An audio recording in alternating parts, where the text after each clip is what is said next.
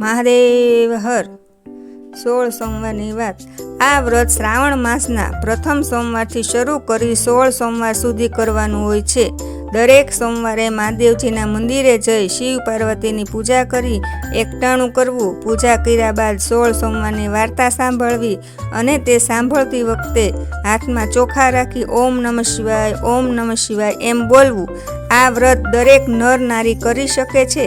તે સર્વ ઈચ્છા પૂર્ણ કરનારું વ્રત છે। એકવાર શંકર અને પાર્વતી પોતાના મંદિરમાં ચોપાટ રમવા બેઠા। આ રમતમાં કોણ હાર્યું કોણ જીત્યો એનો ન્યાય કોણ કરે એનો વિચાર શંકર પાર્વતી કરવા લાગ્યા। એટલામાં મંદિરનો પૂજારી તપોધન બ્રાહ્મણ ત્યાં આવી ચડતા શંકર પાર્વતી તેમને ન્યાય કરવાનું સોંપ્યું। એક બાજી પૂરી થતાં શંકર ભગવાન જીતી ગયા। તેમણે બ્રાહ્મણને પૂછ્યું કોણ હાર્યું કોણ જીત્યું? પ્રભુ આપ જીતા માતાજી હાર્યા। બ્રાહ્મણે કહ્યું બીજી બાજી પાર્વતી જીતી ગયા। તેમણે બ્રાહ્મણને પૂછ્યું કોણ હાર્યું કોણ જીત્યું? મારા પ્રભુ જીતા માતાજી હાર્યા। ત્રીજી બાજી પણ માતાજી જીતી ગયા અને બ્રાહ્મણને પૂછતા તે ફરીવાર જૂઠું બોલ્યો, કારણ એને તો મહાદેવજીને રાજી કરવા હતા। આથી પાર્વતીજીને ક્રોધ ચડ્યો અને તેણે બ્રાહ્મણને શાપ આપ્યો, હે બ્રાહ્મણ, 3 બાજીમાંથી હું 2 બાજી જીતી હતી, છતાં તું જૂઠું બોલ્યો। હું તને શાપ આપું છું, તારા આખા શરીરે કોઢ ફૂટી નીકળે। મા પાર્વતીના શાપને લીધે બ્રાહ્મણને તરત આખા શરીરે કોઢ ફૂટી નીકળ્યો। બ્રાહ્મણને શાપ મુક્ત કરવા માટે શંકર પાર્વતીને ખૂબ આજીજી કરી ફરી માફી માગી, પણ બધું વ્યર્થ। શંકર પાર્વતી અંતર ધ્યાન થઈ ગયા। તપોધન બ્રાહ્મણ તો રોતો રોતો કકળતો ત્યાંથી ચાલી નીકળ્યો। રસ્તામાં તેને એક મહાત્મા મળ્યા। તેણે બ્રાહ્મણને રડવાનું કારણ પૂછતા સર્વ હકીકત જણાવીને આમાંથી છૂટવાનો કોઈ ઉપાય બતાવવા કહ્યું। મહાત્માએ તેને શિવજીની ખરા દિલથી તપસ્યા કરવાનું કહ્યું। બ્રાહ્મણ મનોમન નિર્ણય લઈ હિમાલયમાં કૈલાસ પર શિવજીની તપસ્યા કરવા ચાલી નીકળ્યો। તે જતો હતો તે રસ્તામાં તેને એક બદામી રંગનો ઘોડો મળ્યો। ઘોડો ઘણો દુઃખી હતો। બ્રાહ્મણ તેની પાસે જઈને તેની પીઠ થાબડવા લાગ્યો એટલે ઘોડો બોલ્યો, ભાઈ તમે કેમ રડો છો? રડતા રડતા ક્યાં જાઓ છો? બ્રાહ્મણે કહ્યું, મને માતા પાર્વતીએ શ્રાપ આપ્યો છે, તેનું નિવારણ કરવા જાઉં છું। ઘોડો બોલ્યો, ભાઈ મારું પણ એક કામ કરતા આવજો। હું એટલો રૂપાળો ને કદાવર છું, છતાં મારી ઉપર કોઈ સવારી કરતું નથી।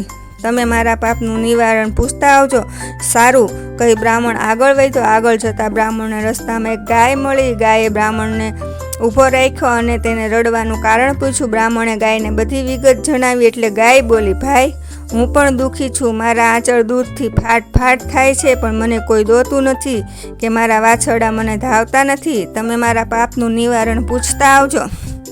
સારું કહી બ્રાહ્મણ આગળ ચાલ્યો। થોડેક દૂર જતા બ્રાહ્મણે રસ્તામાં એક ઘટાદાર આંબો જોયો। તે આંબા ઉપર કેરીના લૂમખા બાજેલા હતા। બ્રાહ્મણ થાક ખાવા માટે આંબાના ઝાડ નીચે બેઠો। ત્યાં આંબાને વાચા ફૂટી। તેણે બ્રાહ્મણને કહ્યું, ભાઈ તારું દુઃખ હું જાણું છું, મારું દુઃખ તું સાંભળતો જા। ઝાડ ઉપર સરસ મજાની કેરીઓ આવે છે, પણ કોઈ ચાખે તો તરત મૃત્યુ પામે છે, માટે તમે મારા પાપનું નિવારણ પૂછી લાવજો। સારું એમ કહીને થોડીક વાર ઝાડ નીચે થાક ખાઈને આગળ વધ્યો। રસ્તામાં એક તળાવ આવ્યું। બ્રાહ્મણ પાણી પીવા માટે તળાવમાં ઉતર્યો। ત્યાં જ એક મગર આવી ચડ્યો। એણે બ્રાહ્મણને એ જ સવાલ પૂછ્યો। બ્રાહ્મણે પણ તેને એ જ જવાબ આપ્યો। ત્યારે મગરે કહ્યું, ભાઈ હું પણ આ શીતળ પાણીમાં રહું છું, છતાં મારા આખા શરીરમાં બળતરા થયા કરે છે, તમે મારા પાપનું નિવારણ પૂછતા આવજો। સારું કહી બ્રાહ્મણ આગળ વધ્યો। તે હિમાલય કૈલાસ પર્વત ઉપર આવીને એક ઝાડ નીચે બેસી તપ કરવા લાગ્યો। તેણે ખૂબ કઠિન તપ કર્યું।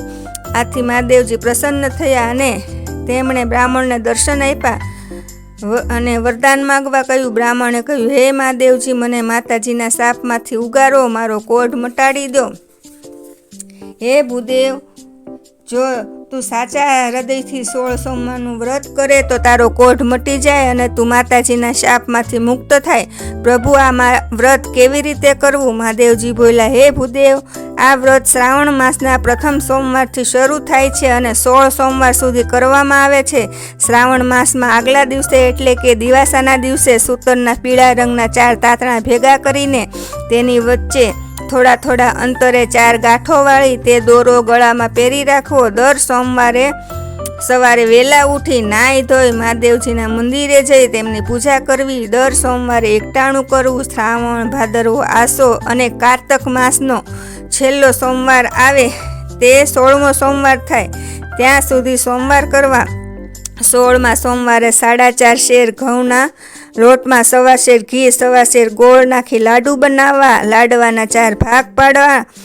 એક ભાગ લાડુ મંદિરના પૂજારીને આપજો, બીજો ભાગ રમતા બાળકોને, ત્રીજો ભાગ ગાયના ગોવાળને આપવો અને ચોથા ભાગનો લાડુ ભાંગીને એક ભાગ વ્રત કરનારે લેવો. આમ કરતા પણ જો લાડુ વધે તો વધેલો ભૂકો કીડિયારું પૂરજો અને તેમ કરતાં પણ વધે તો જમીનમાં દાટી દેજો. આ રીતે વ્રતનું ઉજવણું કરવાનું. 16 સોમવારનું આ વ્રત જો શ્રદ્ધા રાખીને કરીશ તો તારી કાયા કંચન જેવી થશે. કોઢિયો બ્રાહ્મણ ભગવાનને પગે લાગ્યો. પછી તેણે ઘોડાના પાપના નિવારણની વાત કરી. ત્યારે શંકર ભગવાને કહ્યું, આ ઘોડો આગલા જન્મમાં વાણિયો હતો. તે તોલ માપના ખોટા કાટલા રાખી લોકોને છેતરતો હતો અને લોકોને ઉછીના પૈસા આપી વ્યાજ સાથે બમણા વસૂલ કરતો હતો. જો તું તેની ઉપર ઘોડે સવારી કરે તો તેની બધી તકલીફ દૂર થાય. પછી બ્રાહ્મણે ગાયના પાપની વાત કરી. ત્યારે શંકર ભગવાને કહ્યું, આ ગાય આગલા ભવમાં એક સ્ત્રી હતી. તે ખૂબ ક્રોધી હતી. તે પોતાના ધાવતા બાળકને પણ છૂટા પાડતી હતી. આ પાપનું ફળ તે અત્યારે ભોગવી રહી છે. તેના પાપના નિવારણ અર્થે તું એના આંચળમાંથી દૂધ કાઢી તે વડે મારો અભિષેક કરજે તો તેનું બધું દુઃખ દૂર થઈ જશે. પછી બ્રાહ્મણે આંબાનું દુઃખ જણાવ્યું. ત્યારે શંકર ભગવાને કહ્યું, પૂર્વજન્મમાં તે ખૂબ લોભીઓ હતો. તેની પાસે ઘણી ધન દોલત હોવા છતાં તે દાન પૂન કરતો ન હતો. તેના પાપના નિવારણ માટે તે આંબાની નીચે ધનના ચરુઓ દાટેલા છે. તે કાઢીને તું એ ધન સત્કાર્યમાં વાપરજે તો તેનું બધું દુઃખ દૂર થઈ જશે. પછી બ્રાહ્મણે મગરનું દુઃખ જણાવ્યું. ત્યારે શંકર ભગવાને કહ્યું, ગયા જન્મમાં મગર મોટો પંડિત હતો છતાં તે કોઈને શસ્ત્ર વિદ્યા શીખવાડતો નહીં. આથી તે આ જન્મમાં મગર બનીને પીડા ભોગવી રહ્યો છે. જો તું મારા ઉપર ચડેલું બીલીપત્ર એની આંખે અડાડીશ તો એની બધી બળતરા દૂર થઈ જશે. આમ બધાના દુઃખનું નિવારણ જાણી તપોધન બ્રાહ્મણ ભગવાનને પ્રણામ કરી શિવલિંગ ઉપર ચડેલું એક બીલીપત્ર લઈને ચાલી નીકળ્યો. સૌ પ્રથમ તે તળાવ પાસે આવ્યો. તળાવને કિનારે મગર બ્રાહ્મણની રાહ જોઈને બેઠો હતો.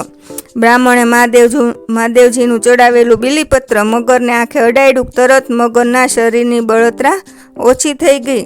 ત્યાંથી બ્રાહ્મણ આગળ વધ્યો. રસ્તામાં આવેલા આંબાના ઝાડ પાસે આવીને મહાદેવજીએ કહેલી વાત સંભળાવી. પછી કોદાળી લઈ આંબાના ઝાડ નીચેથી ચરુ ખોદી કાઢ્યા અને તે ધનને સત્કાર્ય માર્ગે વાપરવાનો સંકલ્પ કરી આંબાના ઝાડ પરથી એક કેરી તોડીને ખાધી કે તેને અમૃતનો ઓડકાર આવ્યો. ત્યાંથી બ્રાહ્મણ આગળ વધ્યો. રસ્તામાં પેલી ગાય બ્રાહ્મણ